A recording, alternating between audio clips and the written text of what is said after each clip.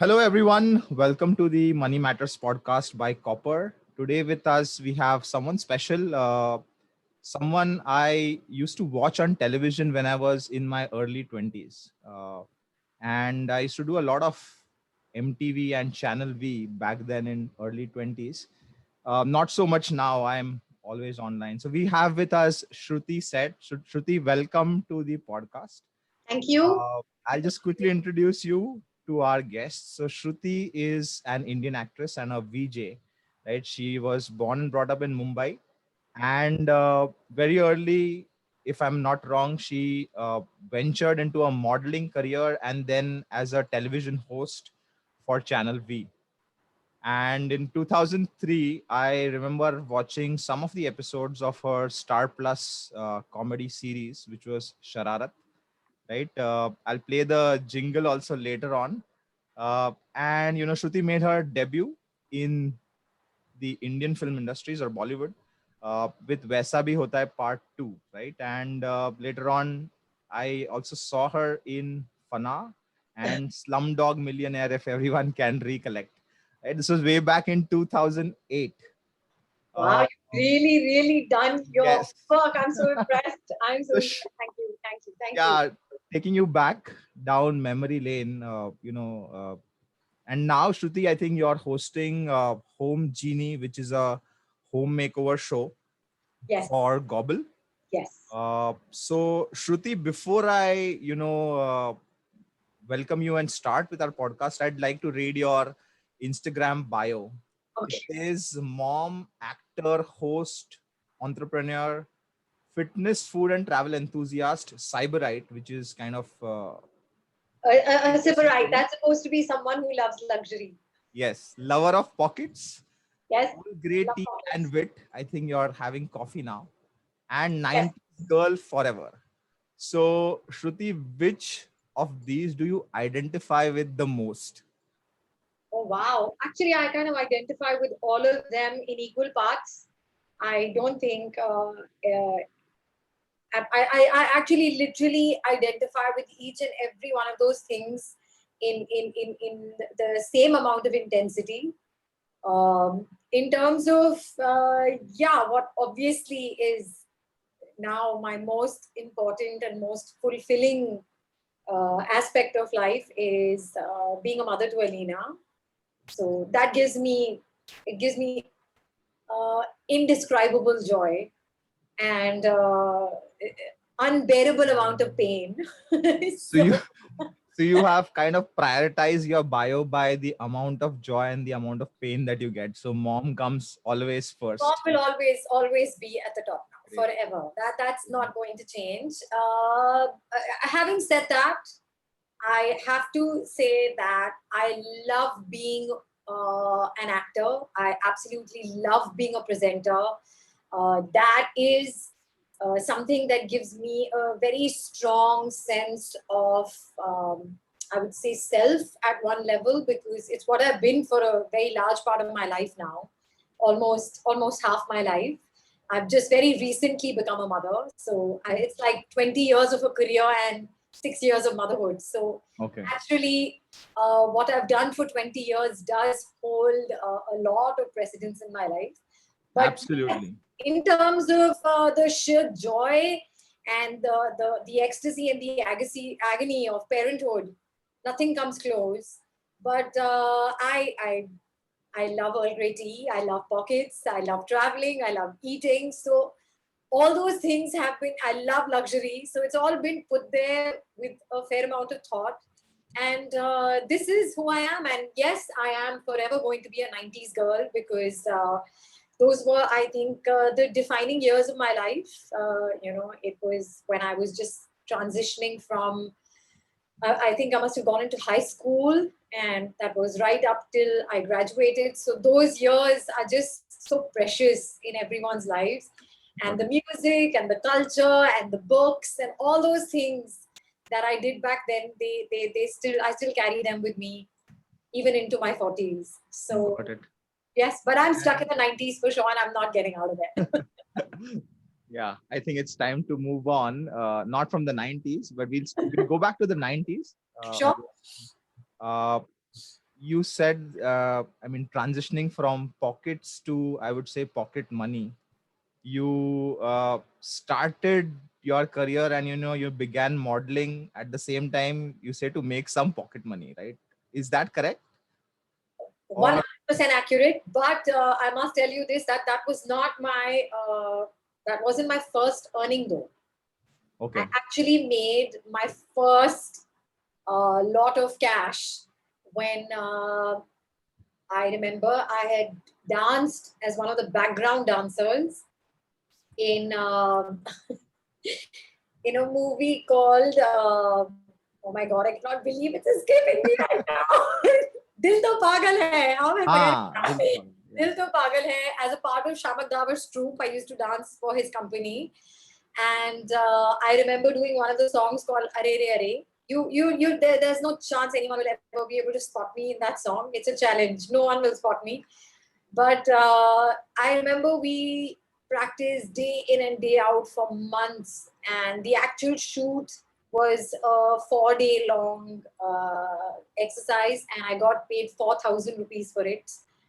And it was probably the hardest earned money because I remember my feet aching, and I remember my ankles, like they were just. I can feel the pain even now. I remember the amount we danced, take after take for 4 days straight. It was exhausting.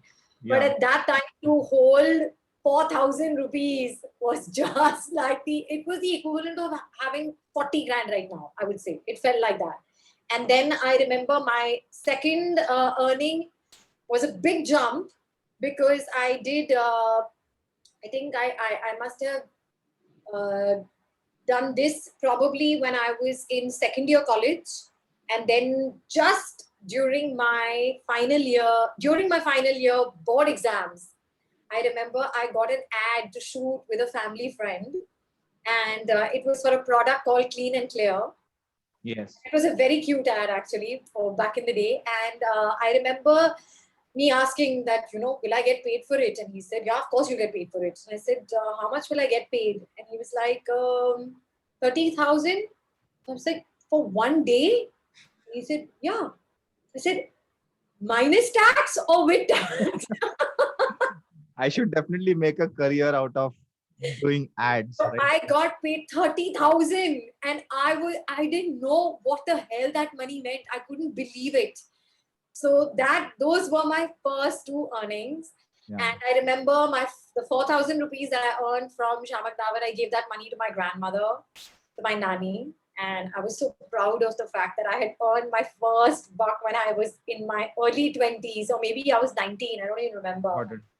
But What did you do with your 30,000? Did you I spend put it? it in the bank. I remember putting it in the bank. I didn't need it for anything. I put it in the bank. And then, if I remember, maybe at some point I must have taken it out and used it for my portfolio, if I'm not mistaken. But I'm not sure. Okay. I Yeah. can't remember now. So it's always good to invest some part of the money back into your Absolutely. profession and Absolutely. upgrade your skills maybe. Uh, So, yeah. what were some of the, so you said that you spent 4 days to earn those 4,000 bucks at Shamak with Shamak Davar, right? And apart from that, what were some of the struggles, that you faced very early when you started out? How did you kind of overcome those So, struggles? Was it tough to get into the film industry or in the advertising world, or so I won't say it was tough, but I will say it required a lot of consistency and commitment and perseverance, because I remember. So I used to work at the Taj. I finished my college. I earned that 30,000 rupees, and then I joined the Taj. And then I would work tirelessly. The hospitality business is very exhausting. You have to truly, truly love what you do, because it saps you of all your energy. You're just constantly there serving people and looking after other people's needs. And it's truly exhausting. But I know that people who are truly into it get so much joy out of doing it. But that was not my calling. But I remember I used to work very hard. I live in a suburb of Bombay called Andheri, and the Taj Mahal Apollo Bandar is in town at Churchgate. and collab actually. And I remember I used to work, there were 3 shifts. I still remember them.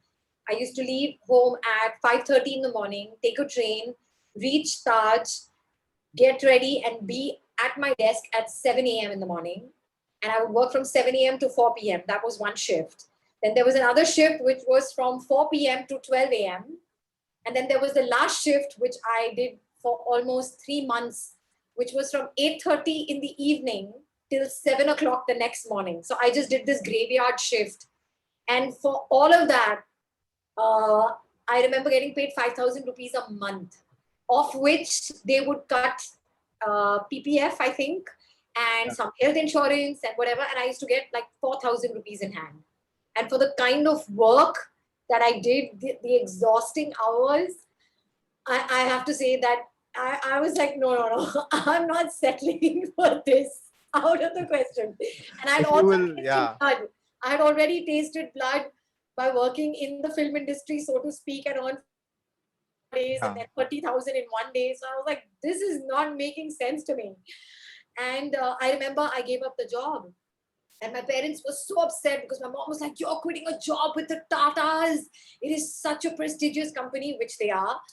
And of course, my job at the Taj it was one of the greatest experiences of my life. So I absolutely loved it. But I knew it was not for me forever. But I think I remember when getting that money, when I used to get that 5,000 rupees, my parents would tell me, save something from this. Like, what am I going to save in 5,000 rupees? There's nothing to save. Everything just goes away paying for the train. Getting my pass. There's nothing left. If So- you'll ask maybe 20-year-old today what he or she does at 5:30 in the morning, definitely I They'll would probably say be coming they're back not home even from a awake. party. They'll be coming back home from a party. They're back home from party. And maybe 7 o'clock on their calendar is Instagram and 8 o'clock is TikTok. Not TikTok right not now. TikTok. But yeah. But so coming back to, I just gave up the Taj job. I had a whim, and then I told my mother, you know what, I'm going to study for my MBA. So I stayed at home and I prepared for the CET entrance test, I remember. But I had serious math anxiety, so I never went for the test. And there went my plans to do any sort of MBA. And then when I decided I wanted to be an interior designer, and I said, okay, you know what, I'll do some modeling to make some pocket money because now I'm financially independent, is what I meant. So I remember so clearly going every day from Andheri to this place. Back in the day, it was called Famous Studios, which is in Mahalakshmi, which used to be the hub of advertising. So all your production houses, all the advertising agencies, they all were in that perimeter of Mahalakshmi. And I would sit there from 9 a.m. in the morning till 6 p.m. outside studio floors doing, audition after audition after audition. And I did it consistently for 30 days. And then I got my first ad. And that also wasn't an ad in Bombay. I got an ad in Chennai. So I went and did an ad in Tamil as my first ever outing. And I remember then that again, it was a 2-day shoot. It was a hair commercial. And I got paid 50,000 rupees for it. And along with travel expenses. Everything paid for. Yes. 50,000 was my remuneration to keep. Absolutely. And it was a 2-day job. And then I was just telling my mother, I said, you were crying about me leaving the Taj job. I would have had to work for 10 months to earn that much money. Yeah. But so here's the thing. I think I really owe it to my parents because even though, of course, earning is such a thrill. And when you're young and you're making money, it just feels so nice and liberating. But I'm very glad that they forced me to keep putting money aside. They were like, okay, you figure out how much money you want to enjoy yourself. Okay. And of course, when we say enjoyment, you can't be a spendthrift and spend, without any intention at all and mindlessly. So they started making me put money aside, whether it was inside or, whether I think I remember starting an LIC policy, maybe. That was the first thing. And then they made me invest in the post office. I don't know anything about Yeah. what I did back then. And then I actually started earning consistently when I got into the media 100%. With the ads, it was still, I was still earning like 20,000 here, 30,000 there, 40,000 here, 1 lakh somewhere. But it was not consistent. Some months I'd do 2 ads, then for 3 months I won't do a single ad. So it was all over. It's only when I started anchoring shows and started acting full time is when I actually started having steady income. Got it. And so has your belief about, what money served you back then when you started to what it is right now, has that changed? I mean, Of course, 100%. 100%. I was living with my parents, so I really didn't have that many burdens, so to speak. I didn't have to make rent. I didn't have to buy rations. I didn't have bills to pay except my own expenses maybe. And I at that time money was literally it was like pocket money. It was me earning my pocket money, earning a hefty amount of pocket money, if I may add. But I think what money does for me now is very different from what money did back for me when I was in my early 20s. got it. And so you belonging to the film industry, has that changed with, especially with OTT platforms, or a lot of individual influencers starting their own YouTube channels? So have opportunities uh, of making good money changed from what they were earlier, right? So earlier maybe it was just television, films, maybe radio, and now Absolutely. I think the I think the digital industry is just exploding. There's it's such a great time to be, for the lack of a better word, a creator. Literally, people will watch anything. It's amazing. I very recently found out about this term called what? ICMR, is that what it is? yeah. I'm very slow when it comes to what's happening in the digital space. But yeah, it's something like that, right? Where people just sit recording sounds of people eating and Yes. cutting. Like, that's the stuff people watch. People watch cat videos for God's sake. So it literally is the best time to be a creator. And the more interesting and outlandish your stuff, the more chances of you getting more eyeballs. So it's quite amazing. I think I won't lie, the democratization at some level pains you, because you're like, okay, so now it's now all is fair. Like, Yeah. what is going to be the clutter breaker, one doesn't know, because like I said, people will watch anything.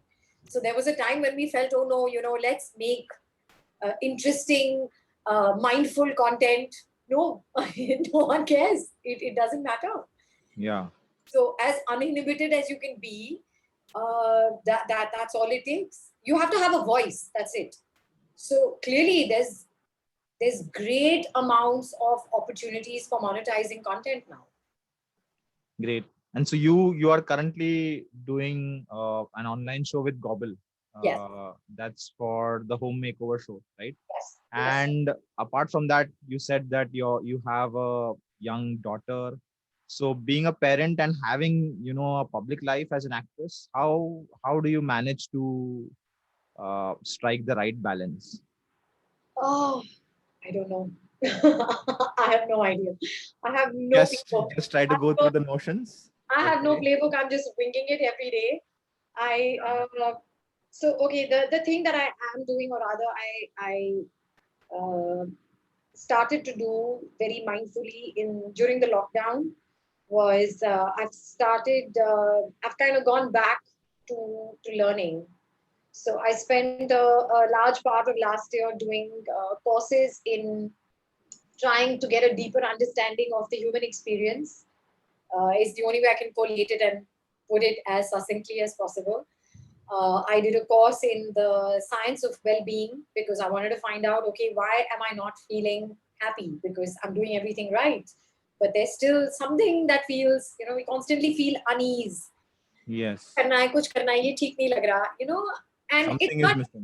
it's not necessarily a negative feeling. It's just uneasy. I'm like, okay, I want to settle into a baseline emotion. I don't want to keep feeling anxious or scared or excited or thrilled or whatever.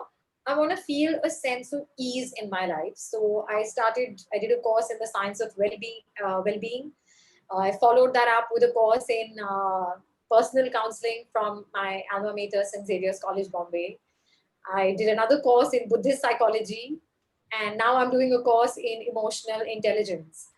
So I think it's all an endeavor to try and be a better role model to my daughter. And hopefully, I'm hoping to sort of foray into an alternate career where I would like to somehow become a vehicle for change when it comes to developing soft skills in children and explaining, maybe do some corporate training to help people who are feeling terribly overworked, burnt out, dead end jobs, and just start to enjoy what they do. Great. So, which is why I just use the term understanding the human experience. I think when all of us get into their 40s, we become Yeah, more philosophical. yeah, absolutely. And Because, I've been reading a lot of philosophy books recently by Krishnamurti, Think on These Things, and there is one called Awareness by Anthony DeMello. So I would definitely recommend, if you've not read those, then thank you, those would be really good additions to your bookshelf out there. thank you. Talking about your certification, you said that you're doing a certification about emotional intelligence, right? Yes. And trying to help kids, develop soft skills. So, what I feel is that today's education system, whichever school it may be, they are focused more on, learn this and you'll be able to get a job, or you'll be able to get a well-paying job, right? But it doesn't help a kid to actually achieve life skills or get emotional intelligence, or it's a very regular education. So how do you think you can, through your learning, you can help actually kids to build this emotional intelligence, love or freedom? Is that what you aspire to do? So, I think what I would hope for, I still don't really have a plan because I'm still learning, and I'm going to follow it up, obviously, to figure out how can I take these learnings out into the real world and have some sort of actual impact with it. But I think you are absolutely right in terms of our education system. I think it's severely lacking in soft skills and in. I think what's really important that instead of waiting for people to reach their 40s to figure out, oh, okay, so I've done all the things, I've ticked all the boxes, but why am I still not feeling content, or why is something feeling amiss, is because we probably develop emotional intelligence as we go along. But if this was taught to us in our earlier years, we would make better decisions and arrive here much faster. And more importantly, I think what's truly important is we need to start giving importance to feelings. I think that's what's most important. We've all been raised. You come back home and you're telling your mother, I felt bad in school. She's like, don't think about it. And your feelings are constantly dismissed. And I think where IQ is something that, it's like a genetic lottery. You're either smart or you're not very smart or whatever. And in certain jobs, yes, of course, you need to be extremely bright. But in a larger section, what truly matters is how you treat people or how you use your smarts to get ahead. And that will only happen if we promote emotional intelligence. And I think learning from my daughter, I think she's an extremely emotionally intelligent human being. The ability to know what to and how to and when to is what really gets you ahead of the herd. Yeah. Because, you know, when you join a company, everyone is probably at the same level. Why do some people keep prospering? Why do they get ahead while you stay back? Because they're channelizing something that's making them move ahead and leapfrogging. And that aside, that's a mantra for success. I'm talking about succeeding at life. I think it's very important for us to understand why we make the decisions we make. And we may think we're making those decisions because they're smart decisions, but they're actually decisions about how they're going to make us feel. So it all comes from a sense of feeling and emotion, and that needs to be spoken of over and over and over again. And it needs to be made a part of school syllabus so that whether it's you are going to succeed, you are going to fail, that is a part and parcel of life. You have to be prepared for both eventualities. And your gray matter is not going to get you there. You're going to have to learn how to manage your emotions to be able to get through success and failure and come out stronger every time and build resilience, basically. Yeah. Unfortunately, emotional intelligence or money management, both of these things are not taught while you're in school or in college, right? So, You I know, mean, talking of money, I must tell you something, Mandar. I was talking to a friend of mine the other day. We as a society, I don't know why we are made to feel like money is a shameful commodity, that you must hide it, you mustn't talk about it. कि अरे पैसे मांग रहे हैं आप, अरे yeah, ऐसे थोड़ी ना होता है, क्या बार्गेन करेंगे, अरे आप. And also there are so many, we're so judgmental. अरे आप तो बिजनेसमैन के जैसे बात कर रही हैं. What does that mean? If you are Puri- asking me for my time, you yes. better pay me for it. So even today, after having worked in this industry for 20 years, when I am being offered a project, the conversation becomes, okay, so should we get the uncomfortable part out of the way, But why Yeah. is it uncomfortable? You are making money, okay? You are being paid to make the show. You have to pass that on to people who are part of the show. But we're also cagey about talking about our finances as Yeah. if something we should hide.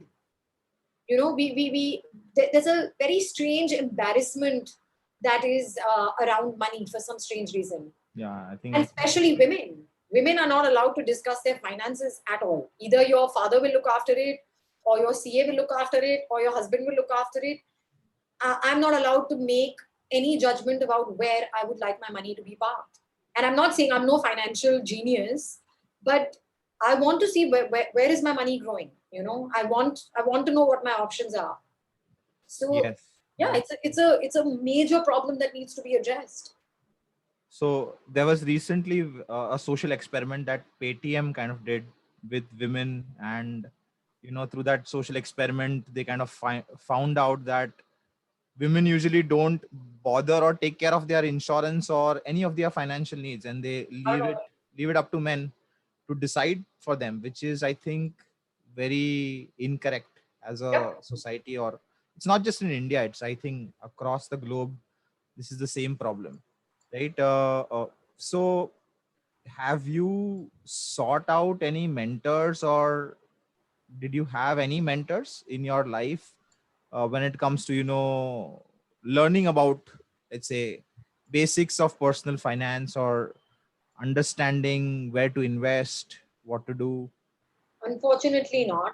I have to say that I am one of the many millions in this country whose financials were sort of decided by her parents. And I'm not saying it was in a bad way. I'm very grateful that my parents, helped me manage my money. But I feel what would have been better is that I wish they had sat me down and said, we would like to teach you about how your money is growing. You have to understand how markets work. You have to understand what is a ULIP policy, what is why are you investing in mutual funds, why are you doing it in debt, why are you doing it in equity. I wish I had more information about those things, because I've reached a point where I'm like, ha, cha, cha, okay, I don't really know, I don't care. And I have someone who handles my money. I have someone who's my financial advisor, but I go with his opinion. I genuinely don't have an opinion about these things myself. And so I wish that instead of just helping me park my money in the right places, I wish my parents had sat me down and explained it to me that what is the difference in all these various different financial instruments. Why am I choosing this and not choosing that? Why is this growing slowly? Why is that growing fast? Why is this kept aside for so many years? Why can this money be used instantly or is easily accessible? I don't have that information. And here's the thing. Me and my friend Gulpanag were running something called Festival, where we tried so hard to speak to financial institutions and tell them that, listen, we have a ready audience of upwardly mobile, financially independent women. Teach them how to manage their money. You know, Yeah, don't, it's that thing, right? Don't tell me, show me. Don't just tell absolutely. me why is it going there. Why are we choosing? Why are we going from this company to that company? What is happening? Why is the market fluctuating? We don't feel the need to inform ourselves, or for some reason I don't know, there's a gender stereotype, because to be honest, I think in my household I am more financially prudent than my husband has no idea what to do with money, like zero. He's like a teenager. What he earns he spends, Or it comes to you and then you or it invest. comes to me and then I have to put it away, or we've said, okay, we're just going to put it aside for Alina and we're going to keep putting money there. But he has zero idea about how money works. Zero. So I really think it is something that instead of teaching us trigonometry in school, unless Yeah, people which want is to foray into, whatever engineering, I wish you would make money management a part of your syllabus. So kids understood financial instruments early on in life. absolutely. So we are definitely planning a course on that, and That'd be fabulous. looking at targeting some schools in Mumbai and in India with a money management course for kids as well as their parents. Great. So if you would talk to your 20-year-old self when you were at Channel V or doing your modeling, right? What is the advice that you would give, to your younger self when it comes to money management or spending that money, saving that money? I wish I'd Now, saved. if I I wish I'd saved more. wish you had saved more. Okay, I should have great. saved more. I And now, had a great time. I love my life, so I'm not going to complain. But in hindsight, I wish I had saved more money. absolutely. And if you had unlimited resources, unlimited money, right? So uh, I'll bring a big sack of money to you, right? And I'm gonna it hold you to never it. gets over. I'm gonna It hold you never to it. gets over. Once you remove some money from it, I mean, it just replenishes, right? What would you do? What are some of the causes where you would want to, let's say, invest your money or put in your money? What is it that you would do if you'd have unlimited resources, unlimited money? Oh, okay. Unlimited resources. I think I would like to help women entrepreneurs as much as possible. Help people, give them angel investing or seed capital or whatever you call it. Um, and I think I would love to travel endlessly and see the entire globe if that's possible, whenever that becomes possible. Next year maybe, Fingers crossed. hopefully. Yeah, And I really think I would like to invest in setting up my own business that would help with life skills. I really wish that somehow I'm able to do that, because I can say I love my day job and I would not give up acting or being a part of the media for anything in the world. But I would love to supplement it with something that has true real life impact. So I hope I can do that. great. Thanks a lot. So on a parting note, I mean, what is the advice that you'd want to give to the youth? We've already spoken about what you would have done. You would have saved more money when you were just started off, right? So what's the advice that you want to give to the youth, not just related to money, but let's say related to their life or pursuing their passion, work? I don't know. I always feel that money is an outcome of the love that you put into something, and or the passion that you work for something, and obviously you earn money. down the line, right? So should people or should young adults focus on following their passion, or working at a job with Tata Group or Taj Hotels, right? Like you gave up that job, you went after or chased your No, so passion. I have to tell you, I did not chase my passion. I actually ended up in this line of work purely by accident, and it was a very fine accident. So I'm not complaining. This Yeah. was nowhere in my agenda of what I wanted from my life, to be 100% honest. So this has literally, it's like this job chased me. I did not chase it. I accepted it. I was very receptive. I gave it everything I had. And I'm not one who likes to swim against the tide. So I'm very grateful that it ended up becoming something I enjoy thoroughly. But here's my piece of advice. I'm absolutely on board with you about the fact that money is an outcome, but I will never undermine the importance of it. Here's the thing: there is no end to wants, so you will never ever earn enough money. Yeah. Okay, there'll always be something that more money can get you. So if that becomes your driving force, then you're sadly going to make some compromise decisions in life, and then you may not end up doing things that will give you true joy. They'll give you lots of comfort, but they will not give you true joy. So that's something you want to be very, very mindful of. But the important part about earning, and this is a piece of advice that I would give largely to women. Of course, it applies to men also, but being financially independent. And when I say independent, I mean you can take care of your basic needs on your own. I'm not talking about luxury holidays and a fancy car or a flat. I'm talking about your day-to-day existence. If you are able to take care of that on your own, financial independence will give you an invisible power. So do not undermine the power of money.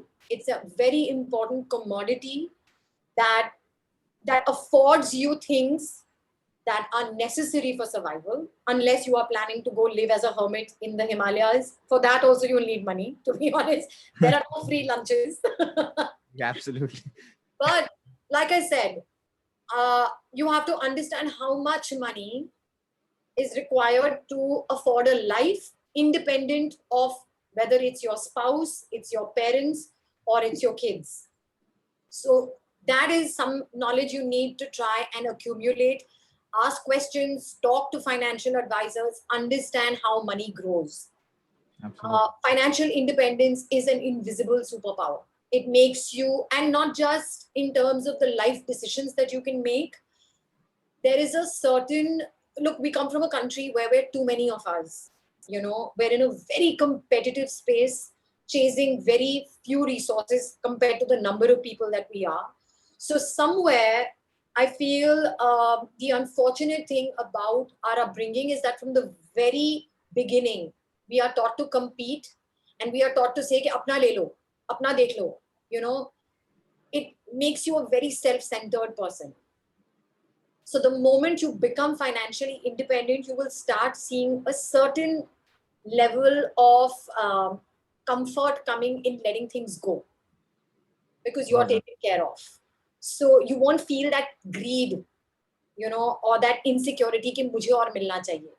So I'm just saying that financial independence will give you the kind of strength, the kind of empathy, the kind of compassion that you need.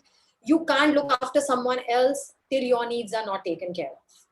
So if that is what you would like to do, if you would like to in some way serve humanity, it'll only happen when you feel a sense of fulfillment. Now, what that sense of fulfillment is something that is individual, and each one of us has to decide. There are people who are billionaires and will still not do anything for the larger community because they want to keep hoarding more and more money, because their needs are, they're countless. So one, you can figure that out. Once you feel a sense of fulfillment and a sense of financial stability and independence, I think you'll be able to do a lot more for other people. And I think that is a thing that gives us the most amount of joy.